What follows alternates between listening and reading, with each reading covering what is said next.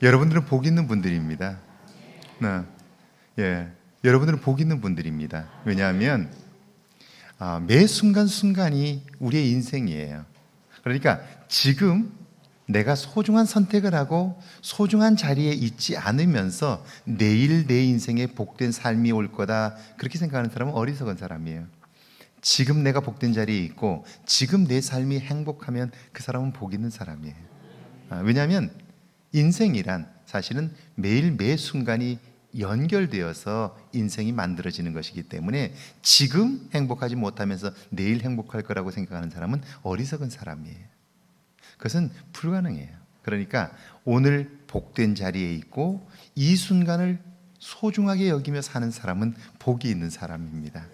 이제 오늘 우리가 이제 영상이 끝나게 되는데, 여러분이 지금까지 이제 2달 연애하고 5년 동안 갈등을 했던 부부 보시면서 여러분은 무엇을 느끼셨는지 모르겠어요.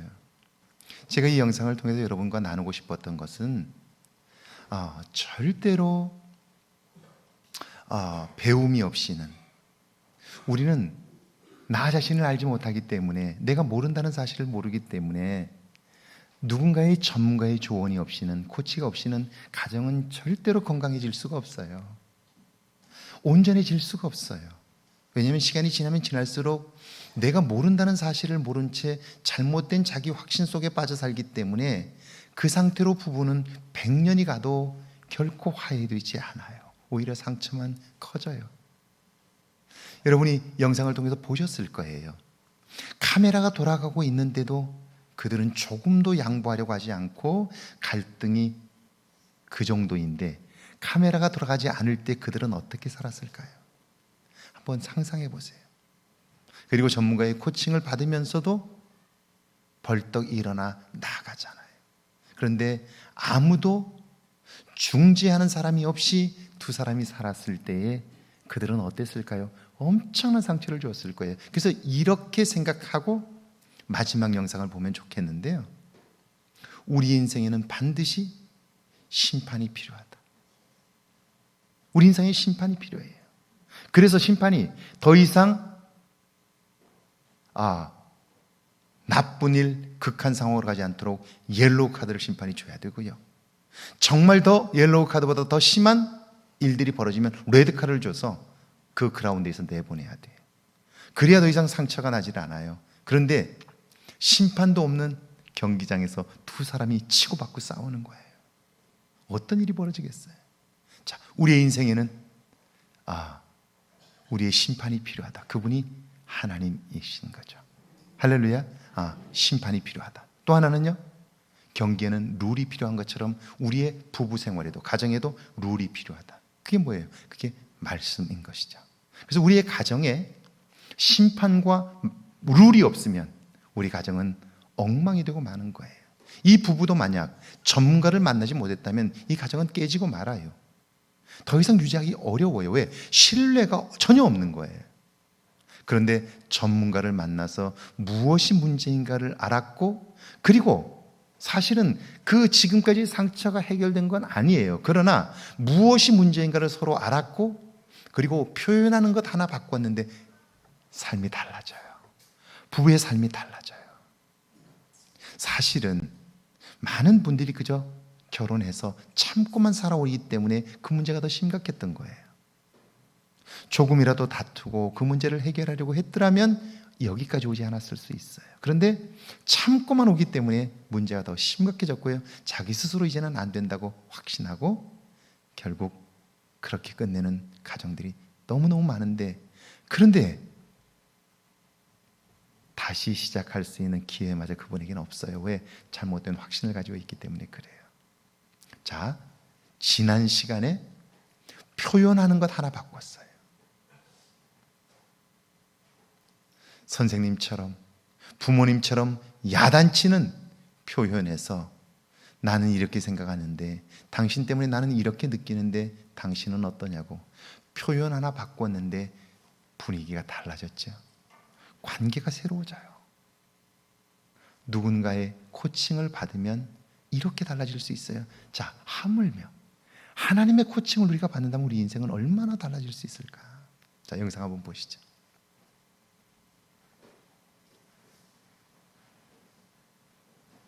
예전에는 이제 좀 다 귀찮고 이러니까 이런 생각이 막 혼란스럽기만 했는데 지금은 이제 내 위치에서 해야 될 일 이런 게 하나 두 개씩 좀 정리가 되어 가면서 마음이 좀 편안해진 거는 같아요.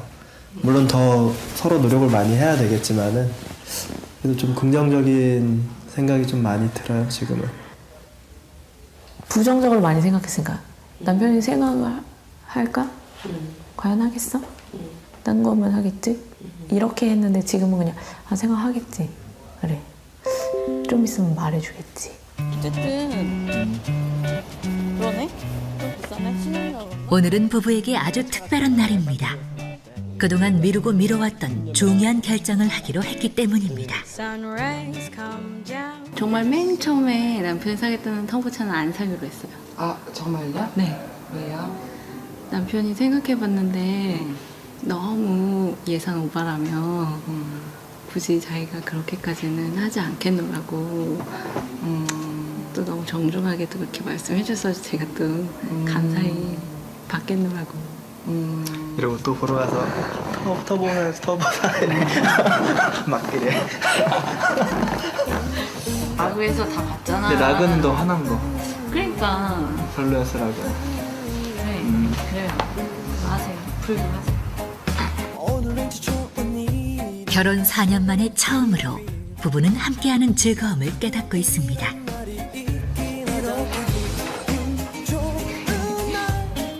아, 끝났다. 근데요, 새 차 생긴다니까.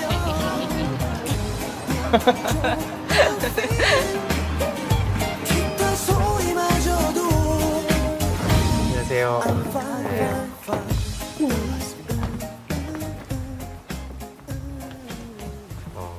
중간에 이제 부부가 이런 과정을 밟다 보면 이렇게 기복이 언제나 이렇게 생기기 마련인데 두 분은 어떠셨어요? 좀 기다리려고 노력하는 게 저한테 좀 느껴지고요. 그러다 보니까 이 둘이 좀 성향이 바뀌어가는 것 같아요. 또 얘기를 안 하니까 아, 내가 예전에는 내가 얘기 안 했을 때 지금 내가 느끼듯이 아내도 느꼈겠구나 이런 생각도 들고 서로 좀 이해하려고 그러고 그런 모습들이 저한테도 느껴지는 것 같아서 그런 부분은 굉장히 많이 좋아진 것 같아요. 네, 일단 제 스스로가 좀 더 이해하려고 하는 그런 마음이 더 먼저 생기는 게 달라진 부분 중에 큰 것 같아요. 2개월 전 부부의 모습을 기억하시나요? 두 사람은 한 집에 살면서 눈도 마주치지 않았습니다. 내가 타고 싶은 차 물어본 적 있어, 당신? 난 그런 게 서운해, 당신한테. 내가 유치해? 다 당신이 주잖아. 몇 시야? 11시 15분 아니야? 당신이 늦게 왔잖아. 지금도 그냥 나 혼자 얘기하는 거야. 그만하자. 지친다 진짜. 대화를 시작하면 언제나 싸움으로 끝났던 부부가 확 달라졌습니다. 오! 뭐 하려고? 내가 저번에 술 먹고 빼서 미안해서 내 다짐을 한 번 더 적으려고. 좋아?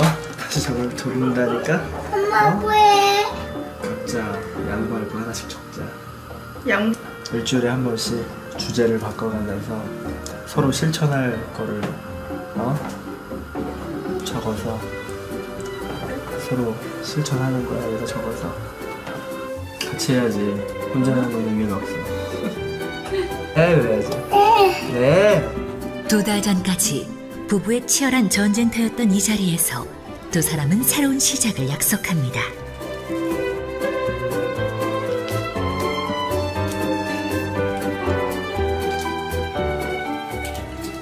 뽀뽀. 별로 좋아하지 않았어요? 그러고요? 양치는 꼭 하시고. 아, 졸립지? 응. 수지 굿나잇. 굿나잇. 굿나잇.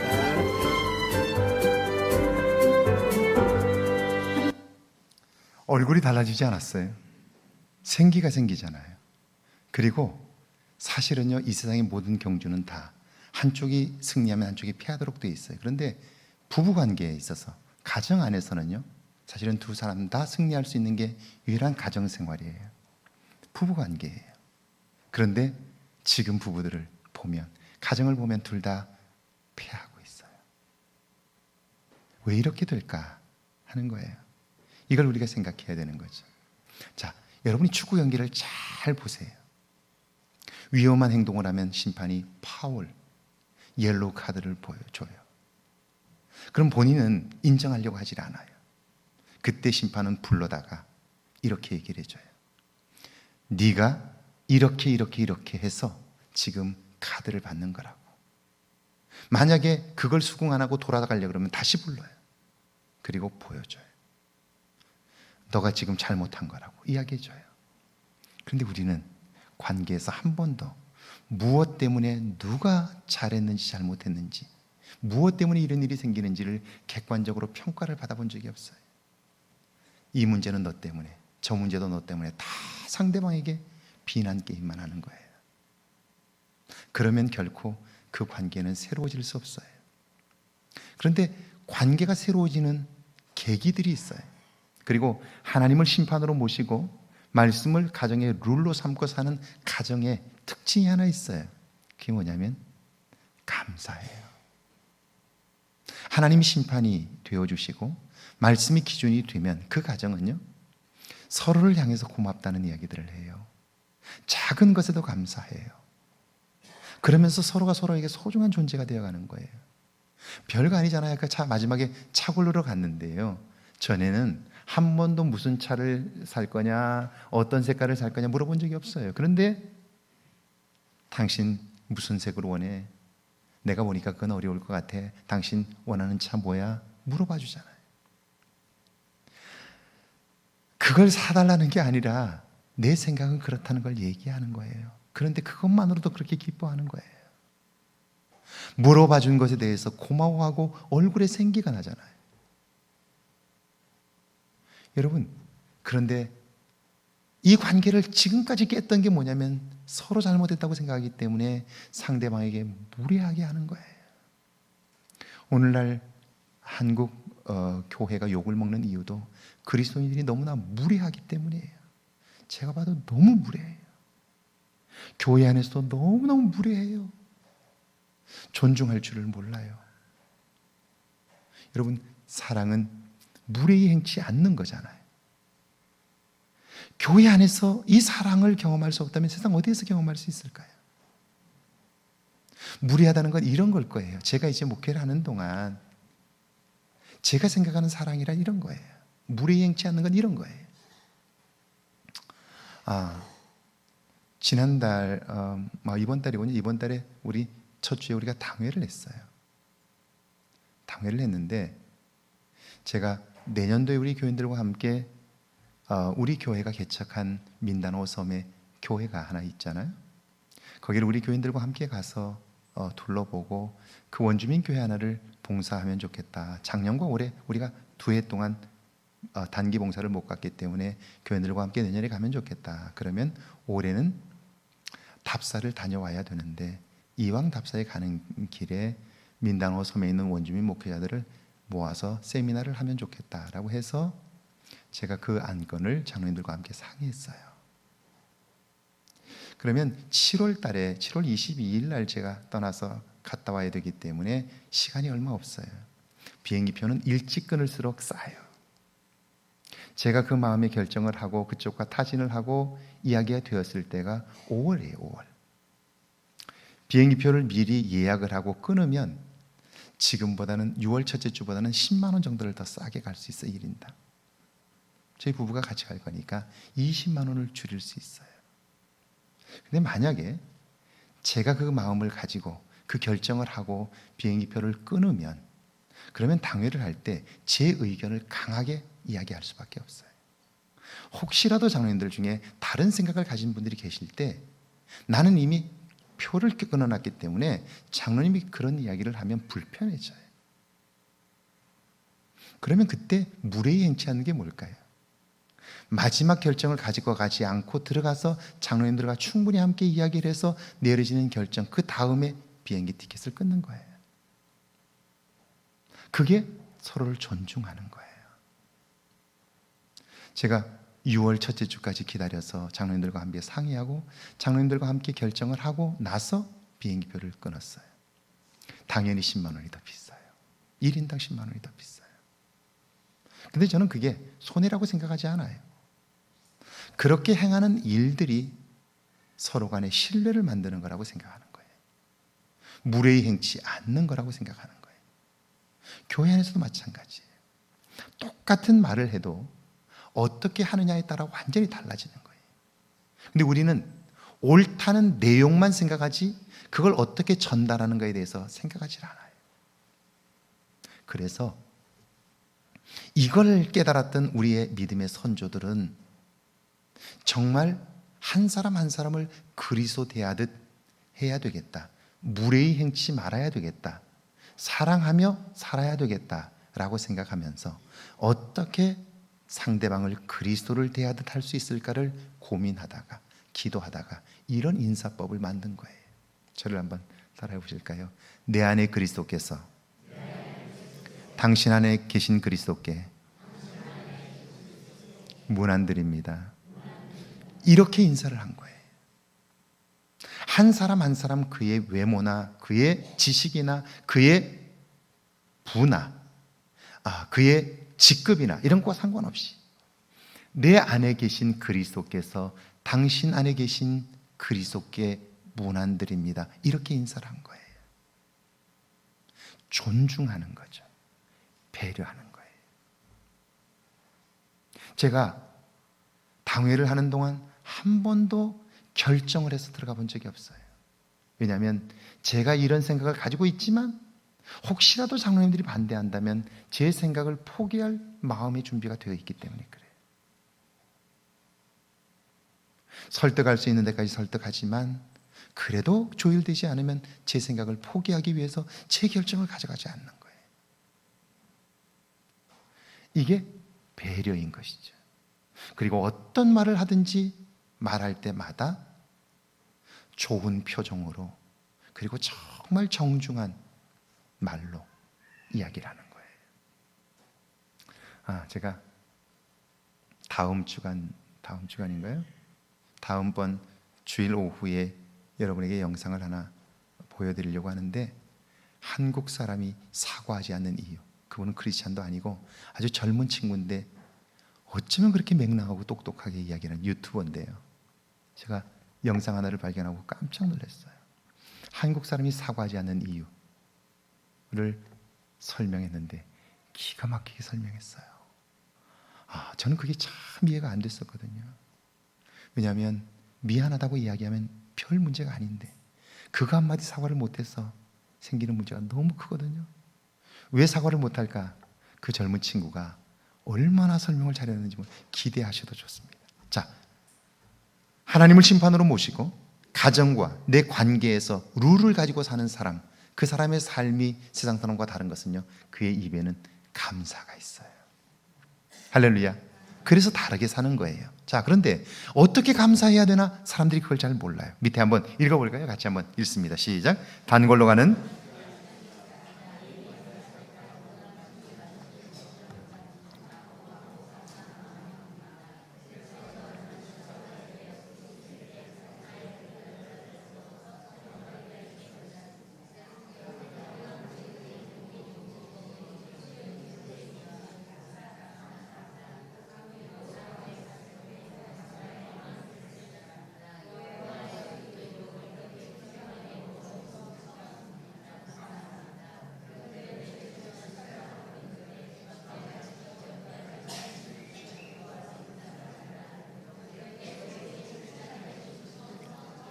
여러분이 만약 주방장이라고 생각해 보세요. 이런 글을 받았다고 했을 때 여러분 기분이 어떻겠어요? 여러분 집에 방문하는 사람들에게 이런 글을 써서 준다든지 이런 인사를 건넨다면 어떨까요? 여러분이 받으면 좋다면, 여러분이 받아서 좋은 거라면 여러분이 행해도 좋은 거예요. 그럼 여러분이 한번 해보세요. 그러면 여러분 그 일을 통해서 여러분의 삶에 정말 좋은 일들이 있을 거예요. 저는 제가 전에 미국에 있을 때 새벽 기도 끝나고 나면 꼭 우리 교인들과 함께 맥도날드에 가서 아침을 먹었어요. 근데 그때 매니저가 꼭 나와서 매장을 관리해요. 제가 거의 자주 가니까 그 매장의 매니저가 혹시라도 불편한 게 없는지 와서 묻고 그래요. 그래서 제가 그 미국 매니저인데요, 제가 그 친구 만나면 꼭 그렇게 얘기를 했어요. 내가 지금까지 맥도날드를 참 많이 와봤지만 이렇게 맛있는 매장 처음 봤다. 그리고 내가 지금까지 맥도날드를 그렇게 오래 많이 다녀봤지만 너처럼 그렇게 미소가 있는 매니저는 처음 봤다.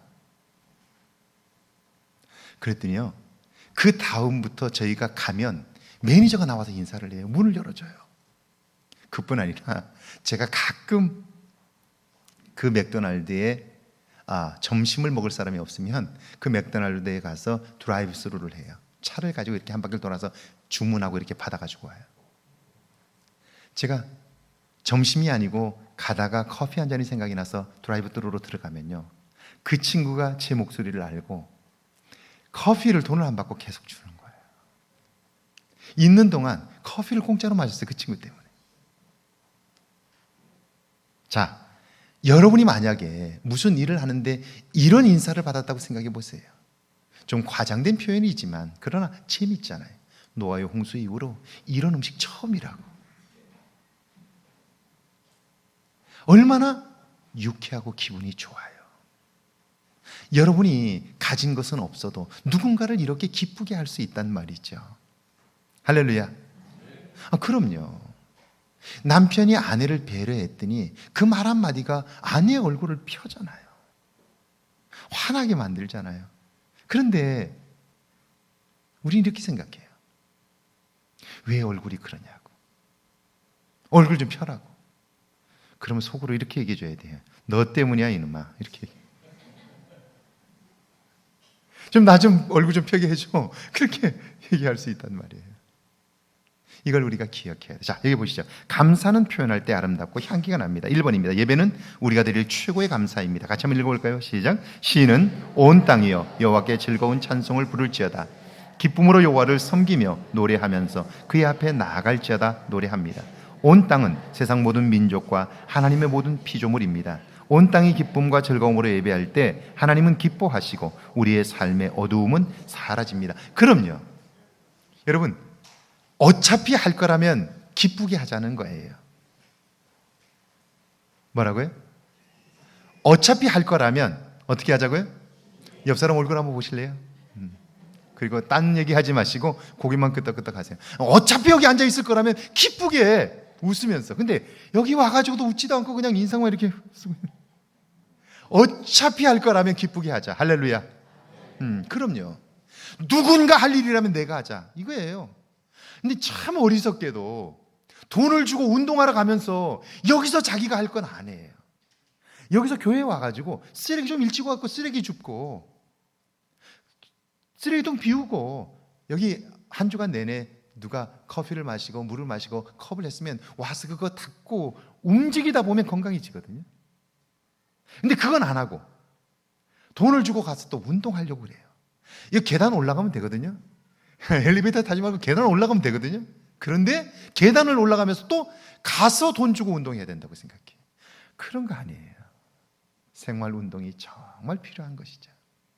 자, 누군가 해야 할 일이라면 내가 하겠다.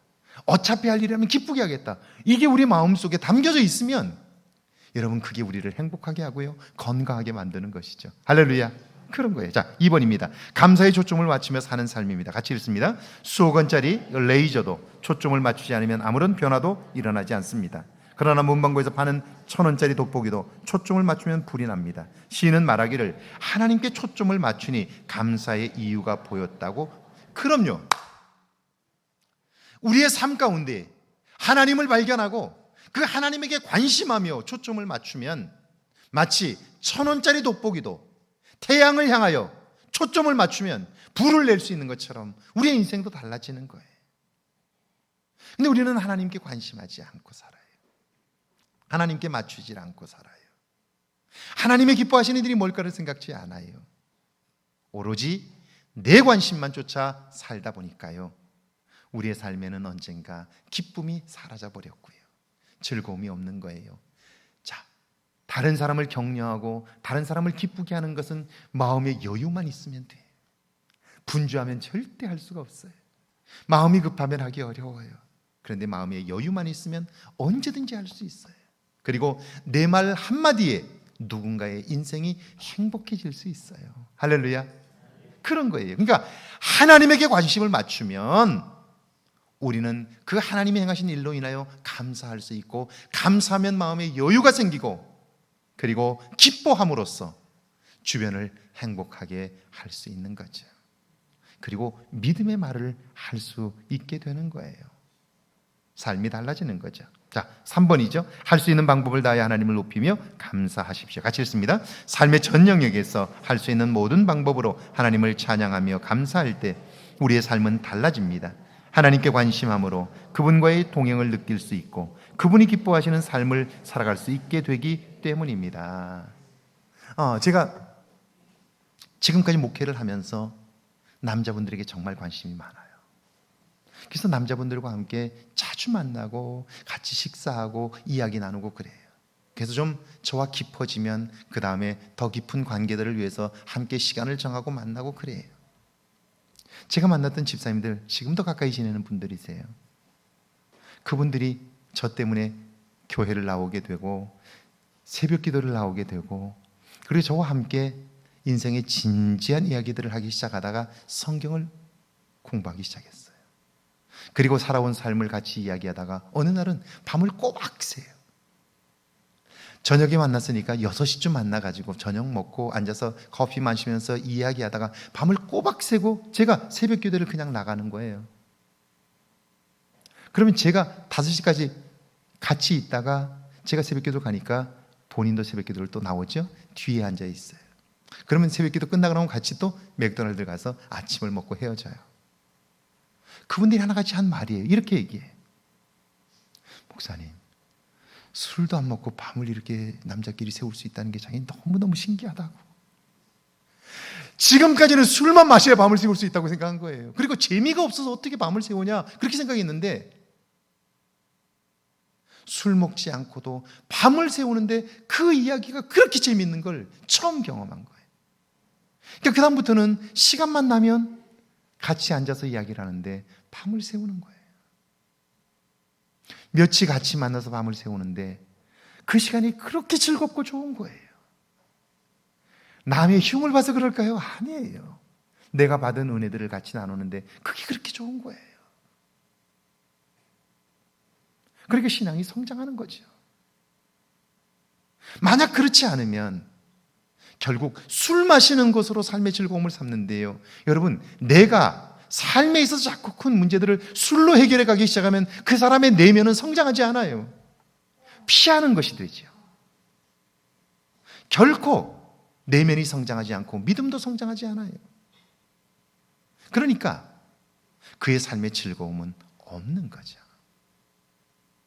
어떤 방식으로든지 하나님이 내게 행하신 일들을 간증하고 그걸 나누게 될 때 그 기쁨은 얼마나 큰지 몰라요. 그리고 그러면 내 속에 새로운 소망이 생기기 시작해요. 아, 이렇게 살면 되겠다. 이렇게 살면 행복하겠다.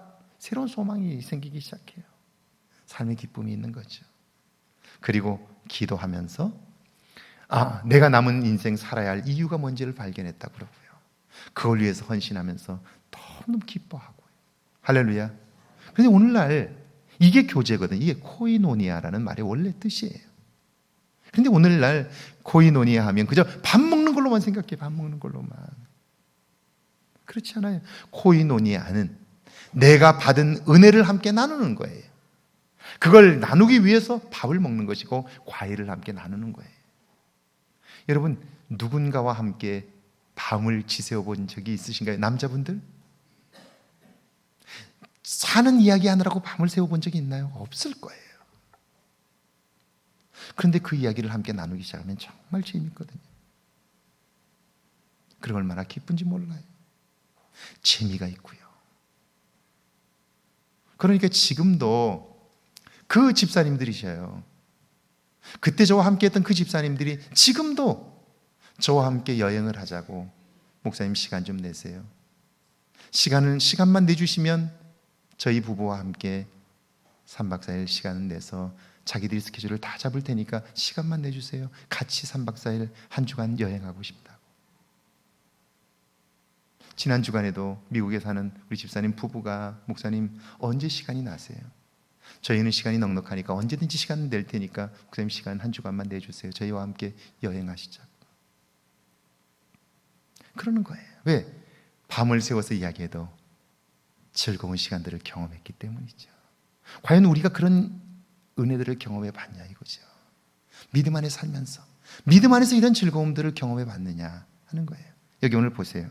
성경이 말씀하는 소리에 귀를 기울이십시오. 시편 거기 한번 같이 읽어볼까요? 시편 100편은 유대인들에게 많이 애송되는 감사시 중에 하나로 원망이나 슬픔 또는 불평의 한마디도 언급되지 않은 것이 특징입니다. 자, 2절을 같이 한번 읽어볼까요? 2절 함께 했습니다. 기쁨으로 여호와를 섬기며 노래하면서 그의 앞에 나아갈지어다.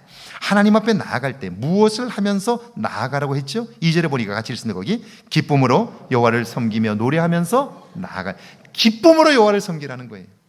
그런데 여러분 가만히 생각해 보세요. 지금까지 내가 여호와를 섬기면서 예배하면서 너무 기쁘다, 너무 좋다, 그래서 예배가 너무 즐거워서 뛰어오신 적이 있으신가요? 달려오신 적이 있으신가요? 정말 제가 돌이켜보니까 제가 저희 아이들을 키울 때, 제 아이들을 키울 때 교회 사무실에서 저희 집이 그 사택 지하였어요. 불과 100마대밖에 안 돼요. 아이를 보기 위해서 거의 뛰었던 것 같아요. 아이가 보고 싶어서 뛰어달려왔던 것 같아요. 너무 늦게까지 교회에 있다가 가서 미안해서 아이가 항상 자고 있어서 애를 깨워서 울렸던 기억이 참 많고요. 너무 늦은 시간이라 깨워가지고 애를 안고 있다가 애를 몇 번 떨어뜨릴 뻔했어요. 졸아가지고. 그렇지만 아이를 본다는 즐거움에 그 100m를 달려왔던 기억들이 참 많아요. 주 안에서 하나님을 예배하는 일이 이렇게 기뻐 본 적이 여러분에게 있느냐는 거예요.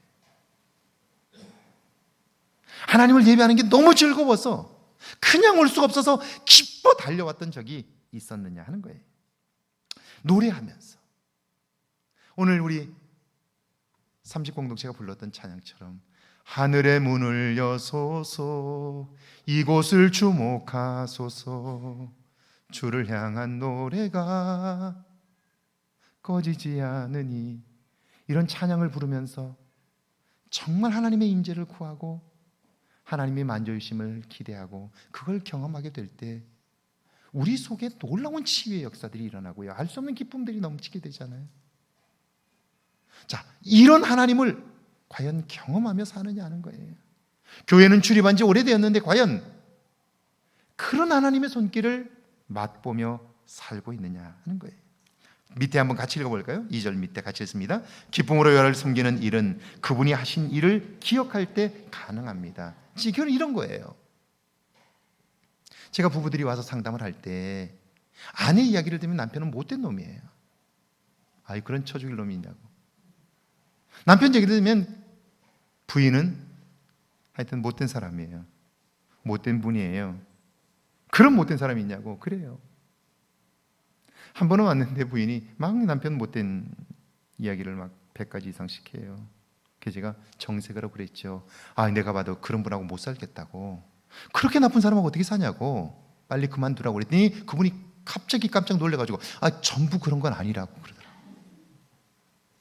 전부 그런 건. 그래서 그럼 아닌 게 뭐가 있냐고 제가 그랬더니 아, 그분이 그래도 성실하고 성실하고 그리고 자기 책임을 잘 맡아서 하고 지금까지 가족들에게 돈 걱정 한 번 시킨 적이 없고 뭐 이런 얘기를 쭉 하는 거예요. 그래서 그것밖에 없냐고 그랬더니 아, 또 뭐 이것도 있고 저것도 있고 많더라고요. 그래서 그랬어요. 그러면 무엇을 보고 사느냐가 중요하다고. 지금 이 얘기만 들으면 못된 사람이라고, 다 그런 것 같다고. 인생은 크게 두 가지잖아요. 자, 남자들의 삶을 보면 두 가지. 하나는 직장 생활이고 하나는 가정 생활이에요. 가정 생활에 못하는 거 있을 수 있어요. 그런데 직장 생활을 성실하게 잘했다면 그 사람은 일단 50점은 먹은 거잖아요. 정년퇴직을 했으면 50점은 먹은 거잖아요. 일단 50점은 성실하게 잘한 거잖아요. 그죠? 그럼 박수를 쳐줘야지, 박수를. 그리고 내가 본 남편의 좋지 않은 가정생활에서 그 마음에 안 드는 그것이 가정생활이라고 하는 50 중에서 얼마나 되는가를 생각해 봐야지.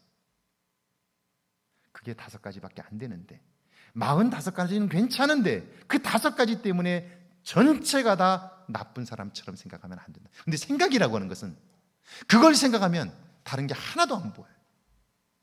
그죠? 그런 거예요. 내 앞에 문제가 크다고만 생각하면 하나님이 베풀어 주신 것이 하나도 보이질 않아요. 그러니까 자, 감사란 하나님이 하신 일에 대한 감사도 있지만 하나님이 하실 일에 대한 감사도 있는 거죠. 할렐루야. 하나님이 하실 일에 대한 감사도 있잖아요. 그러면 지금 눈앞에 문제가 커 보일 때 하나님이 하실 일에 대한 감사를 하기 시작하면 과거에 나를 도우셨던 하나님이 보이기 시작하잖아요. 그러면 더 생생하게 감사할 수 있잖아요. 감사할 수 있으면 기뻐할 수 있고요. 기뻐할 수 있으면 문제는 작아 보이고 하나님이 커 보일 수 있잖아요. 이 정도 하면 저쪽 교회에서는 아멘을 하거든요. 익산 교회는. 우리 교회는 별로 안 하셔요. 내가 아멘을 이야기를 안 해서 그런가 봐. 아멘, 아니면 동의가 안 되는지. 하여튼 자, 그렇잖아요. 감사는 두 측면이 있어요. 하나님이 하신 일에 대한 감사가 있지만 그게 잘 안 보일 때가 언제냐면 지금 내 앞에 문제가 커 보일 때 이게 안 보여요. 그래서 우리는 그 문제에 묶여 살 수 있어요. 그러나 또 다른 차원의 감사가 있잖아요. 하나님이 이때를 통하여 행하실 새로운 일들이 있잖아요. 기대하는 믿음의 일들이 있잖아요. 믿음으로 보는 게 있잖아요. 할렐루야. 그렇잖아요. 믿음으로 행할 일들을 감사하면 감사함으로 인하여 과거에 도우셨던 하나님이 보이기 시작하잖아요. 그러면 지금 내 눈앞에 문제는 작아 보이고요. 하나님을 만날 수 있게 되잖아요. 그러면 그때에도 기뻐할 수 있게 되잖아요. 아멘이시죠?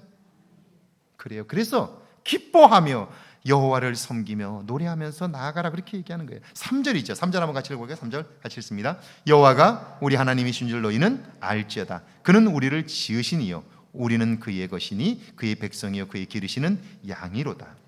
여호와가 나의 하나님이신 줄 깨달아 안다면 우리는 하나님과의 관계에서 어떤 신분을 갖게 될까요? 3가지 뭐라고 돼 있어요? 첫 번째가 저는 이렇게 써도 여러분이 읽을 때는 이렇게 읽으셔야 돼. 나를 지으신 분 이렇게 읽으셔야 돼요. 우리로 건너가지 말고. 자, 첫 번째 뭐라고요? 나를 지으신 분이셔요. 여러분, 제가 보니까요, 이 지었다는 말이 낳았다는 말과 같은 뜻이에요. 창조했다는 말과 같은 뜻이에요. 자, 그러면 제가 놀라운 걸 발견했어요. 아이 엄마와 아빠도 다르고 아이 엄마와 이웃집 엄마는 완전히 달라요. 뭐가 다르냐면 아기가 울면 잠깐 치근대기만 해도 엄마는 그 소리를 듣고 아이가 무엇이 불편한 걸 알아요. 정확히 알아요. 근데 아빠도 잘 몰라. 옆집 아줌마는 더 몰라. 엄마이기 때문에 아는 거예요. 그게 엄마의 위대함이죠. 마찬가지예요. 우리를 지으신 그분은 우리의 속속들이를 알고 계세요. 그렇기 때문에 우리가 그분을 믿는 거예요. 그분이 나를 알고 계시다면 이제 그분 앞에 나의 있는 모습 그대로를 토로하기 시작하면 여러분, 하나님은 내 안에 들어와 나의 온전한 주인이 되세요. 문제보다 크신 하나님임을 알게 해주세요. 그래서 문제가 작아 보이는 거예요. 문제가 문제로 여겨지지 않는 거예요. 두 번째는요, 뭐라고요? 그의 백성이에요. 여러분, 이때 이 백성이라는 말은 시민사회에서의 국민이라는 말과는 다른 말이에요. 이 백성이라는 말은 왕정시대에서 왕과 백성 이런 뜻이에요. 그럼 보세요. 왕정시대에서의 백성이란 그 생존권도 왕에게 있지만 동시에 왕은 큰 의무가 하나 있어요. 그것은 백성들을 먹여 살릴 의무예요. 백성들의 생명을 책임질 뿐 아니라 먹는 것까지 책임져야 돼요. 그래서 옛날에 왕정 시대에는요, 비가 안 와도 누구 탓이었어요? 비가 안 오면 누구 탓이었죠? 왕의 잘못이었어요. 그리고 백성이 굶으면 누구의 잘못이에요? 왕의 잘못이었어요. 그러니까 우리가 그의 백성이라는 것은 뭐냐면, 내가 하나님의 백성이 된 그 순간부터 우리의 생명은 그분이 책임지고 우리의 먹고 사는 문제를 그분이 해결하신다는 거예요. 아멘이시죠? 아멘이시죠? 그 말이에요. 하나님이 생명을 책임지시고 먹을 것을 책임지신다, 그런 말이에요. 세 번째는 뭐죠? 그의 기르시는, 그러면 하나님은 누구예요? 목자가 되시는 거죠. 자, 양과 목자의 사이는 어떤 관계일까요? 양은 목자만 따라가면 배가 고플 때는 먹을 게 있고 목이 마를 때는 마실 게 있고 사나운 짐승이 오면 생명을 안전하게 보존하는 거예요. 양은 목자의 음성만 듣고 따라가면 돼요. 그런데 자기가 똑똑하다고 곁길로 들어서면 그때부터 그 양은 죽은 목숨인 거예요. 여러분, 이걸 기억해야 돼요. 첫 번째, 나는 누구다? 하나님은 누구다? 나를 지으신 분. 나는 누구다? 그분의 백성. 나는 또 누구다? 그분이 기르시는 양이다. 4절 한번 같이 읽어볼까요? 4절입니다. 함께 했습니다. 감사함으로 그의 문에 들어가며 찬송함으로 그의 궁정에 들어가서 그에게 감사하며 그의 이름을 송축할지어다. 새로운 신분을 얻게 된 우리는 감사와 찬송으로 성전을 찾아 하나님께 무엇을 해야 할까요? 같이 읽어볼까요? 거기 시작. 감사함으로 그 문에 들어가며 찬송함으로 그의 궁정에 들어가서 뭐 한다? 감사한다. 그리고 감사함으로 그분을 높여드리는 거예요. 그러니까 예배에 있어서 가장 중요한 부분이 뭐냐면 감사예요. 그러니까 정확하게 말하면 이건 구약의 제사와 신약의 예배도 똑같습니다. 오리지널 폼이 같아요. 이런 거예요. 예배는 원래 이런 거예요. 한 주간을 살고 그곳에서 만난 하나님을 기억하면서, 하나님, 이번 한 주간 동안, 지난 한 주간 동안 이런 일을 해주셨어요. 하나님 너무 감사해요. 그 하나님께 지난 한 주간 동안 행하신 일들을 가지고 감사하며 이 문에 들어서는 거예요. 그리고 하나님께 그 감사의 고백을 올려드림으로써 하나님이 나의 왕이며 하나님이 나의 목자이시며 하나님이 나를 지으신 분임을 높여드리는 거예요. 이게 예배인 거예요. 그리고 그 예배 속에는 이제 이번 한 주간에도 나와 함께 하실 하나님에 대한 기대감이 있고요. 말씀을 통해서 너가 나와 함께 동행하려면 이번 한 주간 이렇게 살아야 돼 라는 메시지가 있는데 그걸 우리는 말씀이라고 이야기하는 거예요. 그리고 나만 그런 것이 아니라 내 주변에 있는 사람들이 함께 그렇기 때문에 그들과 함께 마음을 모아 친교하며 나아가 세상을 넉넉히 이기며 사는 삶, 이게 신앙의 삶인 거예요. 그리고 예배의 삶인 거예요. 그러니까 그리스도인의 삶에서 감사를 빼면 사실은 불신자와 다름이 없다라고 말할 수밖에 없는 거예요. 어떻게 감사할 수 있을까? 이렇게 감사할 수 있는 거예요. 사랑하는 여러분, 그러므로 이제 여러분의 남은 삶이 행복해지기를 원한다면 감사를 개발하십시오. 감사는 나와 함께 하신 하나님을 발견할 때 가능해요. 그러니까 매일매일 나의 관심과 초점을 살아계신 하나님께 두고 그분이 나를 통하여 어떤 일을 이루실까를 생각하며 사는 건데요. 그런데 나는 나이가 많아서 가진 것이 없어서 이렇게 생각하는 분들이 계실 거예요. 그렇지 않아요. 자, 오늘 제가 여러분에게 몇 가지 말씀을 드렸는데 그 중에 하나만 기억하시면 좋겠어요. 권사님, 오늘 음식이 노아의 홍수 이래로 최고로 맛있었어요. 나 이런 음식 처음 먹어봤어. 세종대왕이 한글을 만든 이후에 나는 이렇게 맛있는 음식을 처음 먹어봤다고. 이건 할 수 있잖아요. 이 말은 할 수 있잖아요. 이걸 종에다 적어서 여러분이 동역장에게 한번 써서 줘봐요. 나는 무슨 복이 많아서 이런 동역장을 만나서 이렇게 신앙생활을 잘하는지 모르겠다고. 나는 권사님을 만난 게 정말 복이라고, 가장 큰 복이라고, 이렇게 한번 메모지에다 써서 한번 줘보세요. 달라지지요. 더운 여름에 냉면이라도 살걸요. 하여튼 여러분 감사할 수 있어요. 아멘이시죠? 제가 볼 때 그렇게 되면 아마 기생충 영화도 보여줄걸요. 정말 그럴 거예요. 그렇게 하루하루 즐겁게 살면 그게 행복한 인생이 되는 거예요. 아멘이시죠? 여러분에게 이런 은혜가 있기를 주의 이름으로 축원합니다.